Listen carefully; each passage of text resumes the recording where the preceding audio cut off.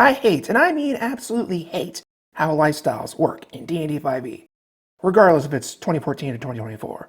Lifestyles suck. They're boring, and it's not just D&D. Other games have the same problem. I was playing Shadowrun recently. Had the same issues. And I know this usually isn't the biggest deal for most people. I'd be willing to bet that most tables just ignore the whole lifestyle thing altogether. Even the player's handbook says that lifestyles have no inherent consequences, which leads to the question, why have them at all? Now, I'm that weirdo that looks at all the minutiae of the game and just nerds out. You want a complex economic breakdown of a fantasy world? I'm your guy. So I see this disregard for what a person in a medieval fantasy world needs to survive day to day, and it annoys me. I think we can do better, and we will do better, right now.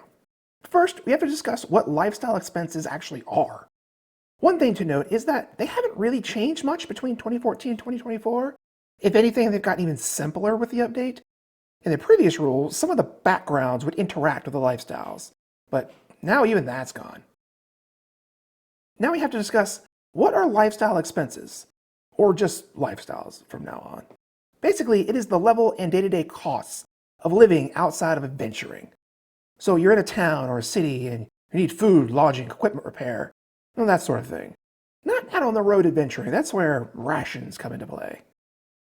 There are 7 levels of lifestyles. The first being Wretched, which costs nothing as you survive off charity. Then Squalid, costing silver a day, as you live off the absolute minimum to survive. Poor costs 2 silvers a day, as you spend frugally. Modest lifestyle is 1 gold piece, sort of the base, which everything else is measured, the standard, if you will. Comfortable costs 2 gold pieces a day, and it just adds a little extra, the occasional night out in the town. Wealthy is 4 gold a day, meaning you can afford the best, and may even have a few servants. And finally, Aristocratic is 10 gold a day, and you can probably afford an entire staff to support you. This is the lifestyle where spending might get you noticed. And if all that sounds really vague, well, right there with you. It is vague and very unhelpful. It doesn't give any real concrete benefit for spending a lot of money on a splashy lifestyle as opposed to spending nothing and living on the streets. It does suggest that a wretched lifestyle will put the character at risk of natural dangers, and a poor lifestyle would run into criminals.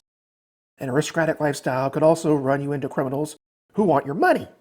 But again, it's very vague. Probably why most people just don't use it. The rules do say that you decide at the beginning of the week what kind of lifestyle you're using, but I don't see any reason why you just can't do a la carte every day. And I think we can do better. We'll take each lifestyle category by itself and try to make them just a bit more interesting. But we have to keep it simple enough as to not make it too confusing to deploy and keep track of for both the DM and the players. We'll start at the bottom with the Wretched lifestyle. This costs nothing, but you're basically living off charity of others and dumpster diving, and vulnerable to dangers of nature. The way I envision all this design is that the lifestyle will give some kind of benefit and some kind of downside. The benefit will start quite modest, and the downside will be quite harsh, but those will reverse the more cash you're willing to spend on your living arrangements. Every day you spend in a wretched environment, you take a level of exhaustion. No saving throw. That's harsh, I know. But you're living on the streets for free, so it should be punishing. And remember, exhaustion gives penalties to D20 tests and movement based on the level of exhaustion. And when you get to level 6, you die. But you can never have higher than your proficiency modifier in exhaustion levels from your lifestyle. So 2 to start with. And you can't get rid of those exhaustion levels by resting unless your rest includes a higher tier lifestyle. You can clear any exhaustion accrued by other means, just not that which is obtained through a wretched lifestyle. But living on the streets does toughen you up quite a bit. So here's the benefit. After a long rest, you start the day with a number of temporary hit points equal to 1 roll of the lowest class hit die that you have. So a multi-class fighter rogue, roll a d8, not a d10. Do remember that temporary hit points do not stack. The Squalid lifestyle costs 1 silver piece per day. You're paying for the bare minimum to live on. Conditions are not particularly sanitary, and you may run into crime. you'll have crime done to you.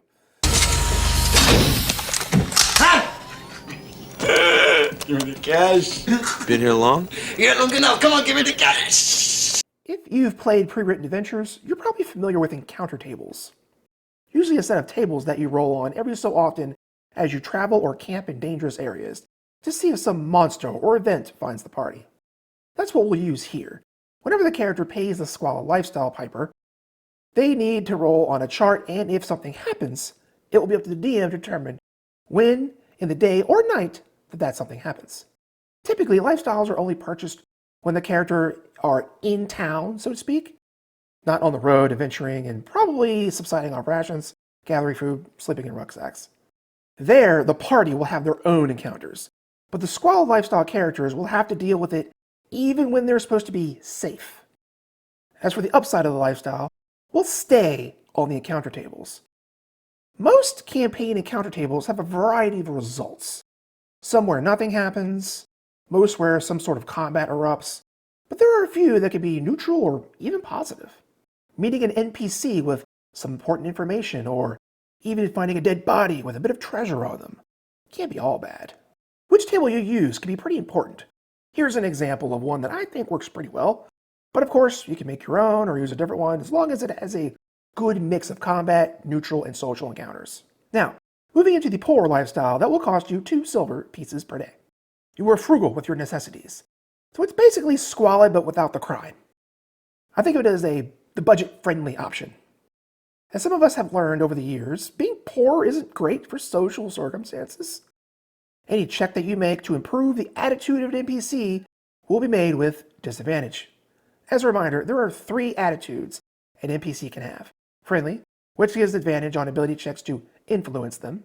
Indifferent, which provides no advantage and is kind of the default of most NPCs.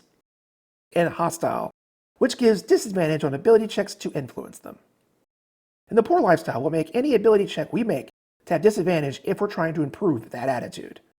Like trying to change that pissed off dragon that caught us trying to nick its hoard from hostile to indifference so it doesn't turn us into roast turkey. Not that that's likely to happen on a good day anyway. And let's be honest, the rich rarely give any positive considerations to the poor. Moving on to what I think is kind of the default lifestyle, the modest, costs 1 gold piece per day. And since it's the default, I'm going to keep this really simple. Yeah, no rules for this one. If a player wants to just bypass all the faff we're creating here, then all they have to do is pay a gold piece per day, and they don't have to worry about any of it. Clean slate. Probably important for those that just want to keep things extra simple. Now we're on the other side of things. I imagine from now on, the positives will start to outweigh the negatives. And we'll try and keep the last lifestyles more uniform, since this video is starting to run a little long. The comfortable lifestyle costs 2 gold pieces per day. You can pay your bills and have a little bit left over for a trip to the Bard's Play or a fine dinner every now and then. We will have a number of inspiration dice equal to our proficiency modifier, and it will equal a D8. You have them until you use them or take another long rest. You only get a new set when you spend the cash for a comfortable lifestyle or better. They don't stack with each other, although they will stack with Bardic Inspiration. As for how to use them, it's the same as the 2024 Bardic Inspiration. After you fail any D20 test, you can spend an Inspiration die, and add the result to your failed roll, potentially turning the failure into a success. Should you have both Lifestyle and Bardic Inspiration dice, you can't double up and use both the dice. You'll have to pick one. But the extra money you're flashing around comes at a price of more attention and scrutiny. The DM will have 1 Inspiration dice of the same type as the player that can be used against this player specifically. So if an enemy misses them with an attack roll or fails a saving throw against one of their spells, that sort of thing. The wealthy lifestyle costs 4 gold pieces per day, and now you're pimping. You have some nice things and maybe some servants. This will work much like the previous lifestyle, but your inspiration die is now a D10, making you just a bit more successful. But with more visibility comes more bad actors looking to take your newfound wealth. The DM's inspiration die now becomes a D10 as well.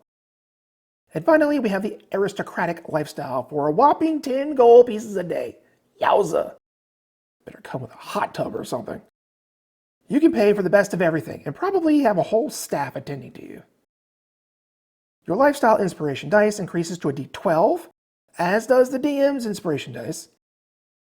This level specifically references that the display of wealth will attract those that want to share in your goods one way or another. And just to reiterate, your DM only gets one of these inspiration dice, and you get a number equal to your proficiency modifier. So that's 2 to start with, and up to 6 at level 17. So there we go. A slightly more interesting and involved way to handle lifestyles in Dungeons & Dragons. I think it's good for 5e or 2024. But how would you do it? Would you have something much more intricate and complicated? Or would you simplify it even more? Maybe just have the inspiration dice mechanic run through the whole thing somehow? I don't know. You tell me your ideas in the comments below. While you're down there, be sure to subscribe, ring the bell, and smash that like button. Check out our other videos around here, and we'll see you next time on Roleplay Culture.